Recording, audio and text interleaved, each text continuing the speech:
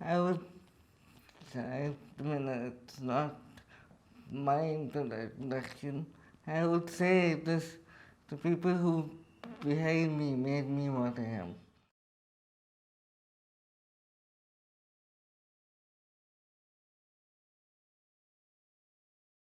As my mother, my brother, my dad, and my most special friend, Bharat, whose efforts made me what I am.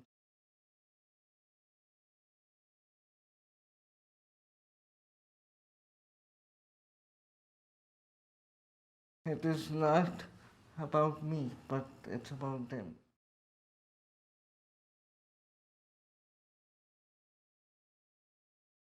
I remember one day when my mom told me that the first time she took me to the doctor, he said, they told my parents that, what you have in your arms is just a breathing doll. You cannot expect anything out of your son. He will never be able to move on his own. He will not do anything on his own. And for just the satisfaction that you have a son, you can be happy, and maybe you can keep him in the showcase as a doll, because as I see, he's nothing but a vegetable.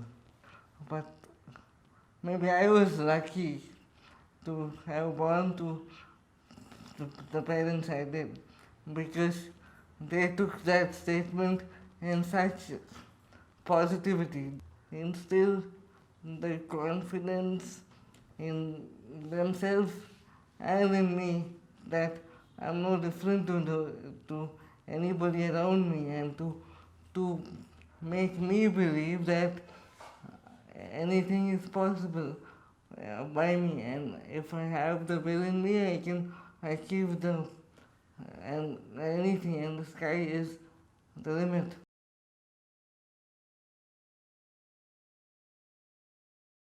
Mom and dad, they always thought, made me think that and the world is just two sides of a coin. You you have good people, you have bad people, and when you meet someone harsh or someone cruel to you, you don't look at them as they're being cruel to you. You look at them as an opportunity, as take life as a challenge, take life as an opportunity to do things which you're not meant to do. And that confidence, that spirit of never giving up, never saying, never quitting in life is what is what was the greatest gift mom and dad gave me. They were such a positive influence on me that I never felt that I was anything different. I never felt I was any way lesser than anyone around me. So even before I felt low, they were there to pull me up, and make me again feel that the world is a beautiful place to live in.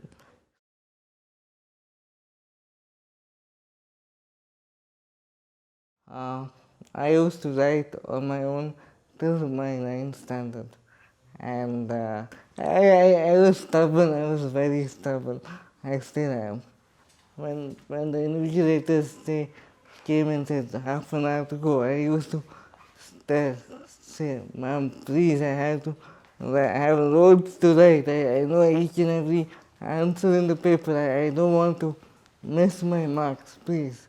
Since I had the previous exams to prove it, the principal used to give me time, and they used to allow me write.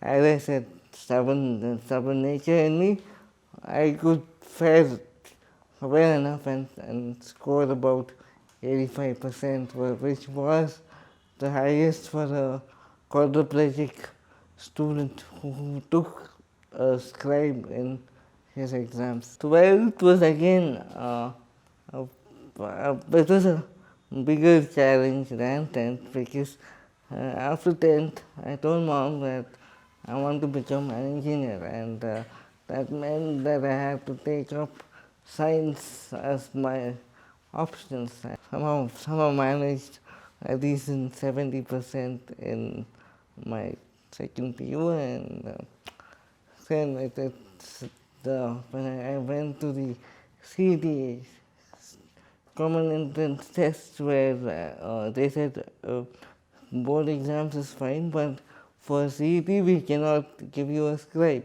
I mean, there were not many who believed, as in mom, Bharat, and my brother, who said I can do engineering. But there were many who said, why do you want to make him an engineer? Why just make him study any other usual course which are easy for him, and can do it. But I said, mom, I told her, if you want me to study, it is only engineering and nothing else. I would sit at home rather than doing something which I don't want to do. So, and the principal of that college was very, very supportive, since my brother also studied there. And we went there with the chief minister's recommendation, and mom managed to get me a seat in computer science.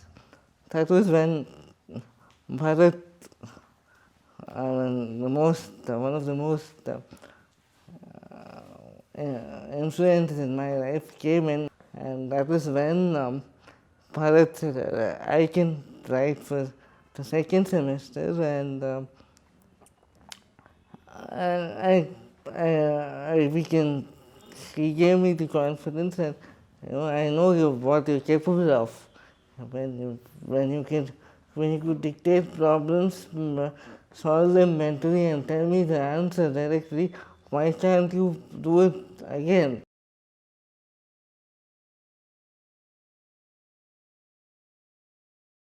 Very few of them who empathize you and believe in you that you're no different than anyone around you. The lack of awareness in the society is the result of all these conditions or situations. If you accept it yourself and ask for help, there are number of people who are ready to help you. It is just that they do not know how to help you, but if you ask for it, and if you tell them, if you educate them, if you create that awareness in them, there are people who are open enough, who are broad-minded enough to help you and to lead the way. And Bharat and my mom are leading examples for that. I have also come across people who have been rude to me, who have been harsh to me. But again, it is just that you take that in your stride and move on, and take that as a challenge, and you can prove them that what they felt about me was not right enough, and it's just that if the opportunity given to me, I can excel in whatever I do. If you want to be happy, you can be happy. There's no one who can stop you from being happy. So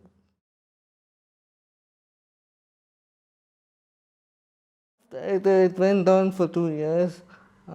I did not find a job. I had started just a bit sinking into a depression, where I felt it is not going to work out. It is not possible. Maybe I should think of something else.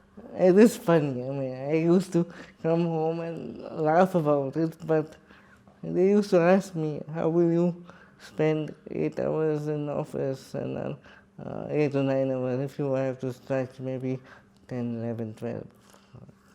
And how will you manage to go to the restroom? And how will you manage having food and all that?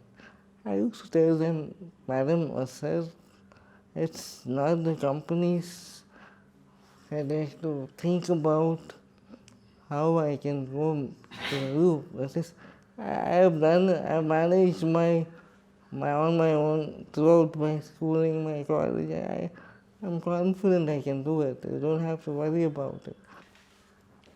Then we came to know about an NGO called Enable India, who strive to find job opportunities for people with disability. And we happened to go there, register, and I did well. I got through that test, and then Enable India sent me to the interview where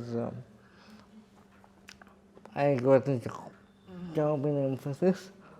For the first few months, where my manager was not that confident that I could work, and he was a bit hesitant to tell me, assign me work. But slowly I gained their confidence and I started delivering. And that after 1 year in my appraisal, my manager told me that I was very skeptical about your capabilities, but I'm happy to be proven wrong. You have exceeded my expectations, and you are very much capable and equal to all my reportees, and I'm very, very delighted to have you in my team. So since then, it's been a journey where, again, I have come across people as two faces of the coin. But again, as time has passed, they have accepted me in their team, and I've been, I would say, I've been fortunate to to be in contact with all such people, and I have, maybe I can say, I have done well with 3 national awards till now, and I still have a long way to go.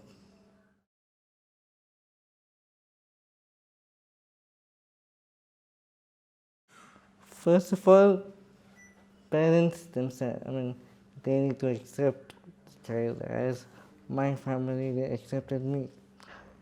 And once the family accepts the child, the people around the family, like maybe relatives, maybe friends of the family, automatically the family has to educate the people around to accept the child.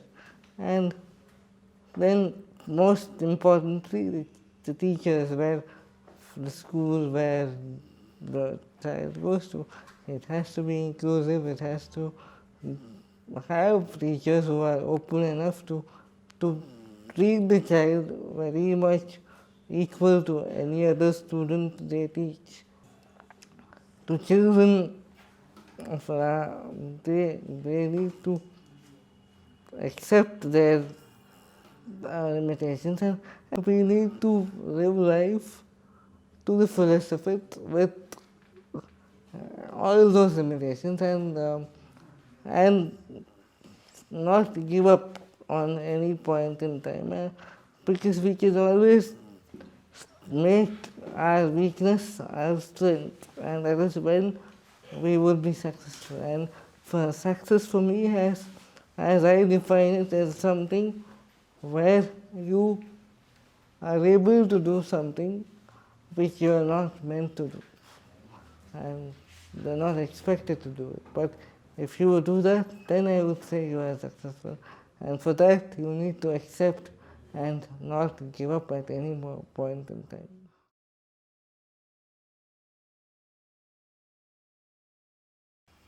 the two dreams that I want to achieve. One, I want to work for my mom, and the other, I want to become author someday. I always have felt that writing is a passion I have, and that a way of expression for me. So I want to become, I dream of becoming an author someday, and giving a little bit competition for Chetan Bharat. So.